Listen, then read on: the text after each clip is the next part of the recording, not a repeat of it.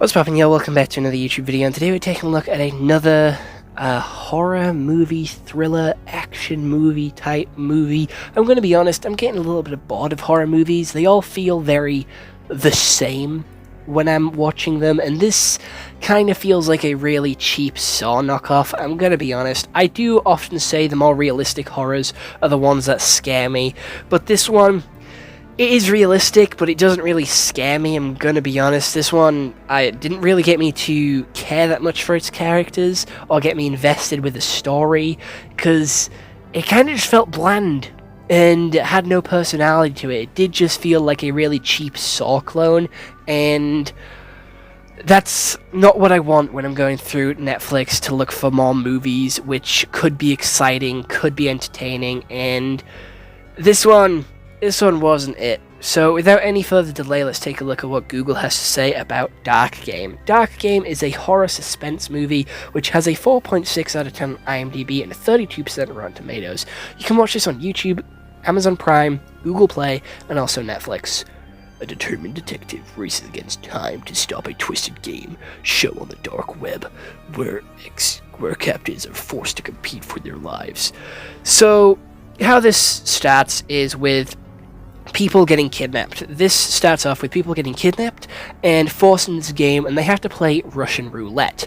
There's two guns that go round in a circle, and one of them has a bullet in it, one of them has a bang flag. If you get the bang flag, you are the ultimate loser, or the unlucky loser, and if you get the bullet, you are the lucky loser, because if you get the bullet, that is a quick and easy death. If you don't get a bullet, you are a survivor, and you get to go on and play again tomorrow. Well done. And they'll go and kidnap someone to replace the person that died. So, continuing this trend, if you are the unlucky loser, you have your fate left up to the chat. Yes, that is correct. The live chat get to decide your fate between a couple of options provided by the ringmaster. You can have a chainsaw to cut off your head. You can have a baseball bat to beat you to death. You can get a knife to gut you like a fish. You can get bleach to be forcefully pushed down your throat. Or you can have other twisted serial killer style deaths like being hung or being put in a 50-50 loss game. It's not all the time that it is Russian roulette, but sometimes it is. Most of the time it's Russian roulette. I do believe it's like very so often you have a switch up in the game. There's like a dodgeball game as well, which was pretty odd, but whatever. The detective is very encapsulated with this case because his wife and daughter were kidnapped and I do believe murdered, and the police couldn't find out who they were quick enough, so he feels responsible to save all these people and get them out of there to sort of avenge his wife and daughter. So he is, trying his best to solve this case whilst having flashbacks of his wife and daughter who got kidnapped and murdered, which is being told to us throughout the story, and he gets told to go home, and then he goes to investigate it all on his own because he's like a little demon, and he can't sit and wait patiently for the police to do it. He has to do something. He has to solve it himself. So he goes out there and he, goes out there and kills one of the contestants. The contestants then freed themselves because the police aren't doing nothing, and that's the story. I'm going to be honest, it is very, very boring. It doesn't do anything with the characters. The main detective is bland and boring, and he has no real emotion to him. He gets angry, but that's it. He has no depth or no character sort of development. His whole thing is his wife died, and he's angry, and he's dark, and he's brooding. That is it. He has no personality. He's hot-headed and rushes in. It does nothing to make us care for him. It doesn't give us enough to start off with to sort of set the tone with his wife and kid. It drip feeds us it through the story. It drip feeds us it through the movie, so you don't have time to build up this connection to see these points in action. By the time that connection is established, by the end of the movie, we've already seen all the stuff happen, so we don't care as much. We don't get involved or understand why he's doing it because we don't know until the end of the movie. We don't see him and his wife have all this growth where they're pregnant and they have the baby, they take care of the baby, they paint the room, they do all this sort of parenting stuff. We don't see any of that until the end of the movie when it's been shown to us in flashbacks.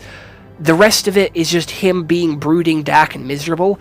And he has moved on. I do believe he's got another wife, or it could be his sister. I'm not too sure. I'm going to be honest. But yeah, he's got a sister, wife, whatever. So I'm pretty sure he's moved on. But why would you get another wife if, you know, you're still brooding about your last wife? It doesn't make sense to me logically. That's not something you should put the other wife through. If that is your wife, it's your sister. This point makes no sense. But I'm pretty sure it was his wife. The ringmaster is quite boring as well. Like, he tries to be entertaining and he tries to sort of get your energy up and sort of, you know, make the games a little bit more fun and exciting, but he just comes off as obnoxious and asshole. That's what he becomes. He's like an obnoxious asshole, which just annoyed me whenever he came on screen with his exaggeration.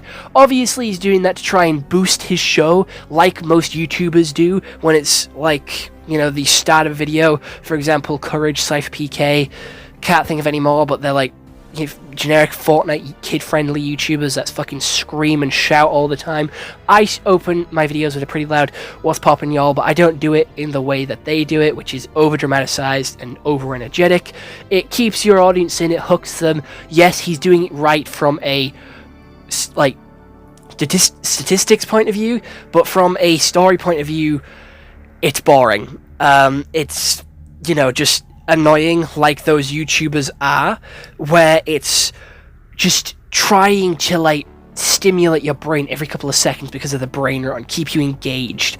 And I don't know, I feel like that style of videos isn't for me, so seeing that here didn't really resonate with me either.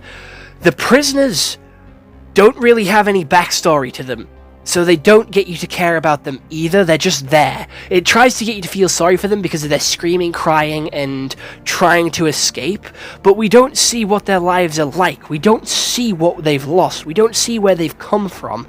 We just see that they're in here. We just see that they're being tortured. Yes, that's still upsetting to see, but I don't care which one lives and I don't care which one dies. Like, I'm not connected to these people. It hasn't given me a reason to care which one. It hasn't given me one to root for. Every time we get a new one, it seems like they're the next one to go. So it's trying to establish a core group of prisoners, but it gives us nothing for them. It gives us them introducing themselves to the new person and basically just monologuing and basically just saying the rules of this place and what they can and can't do.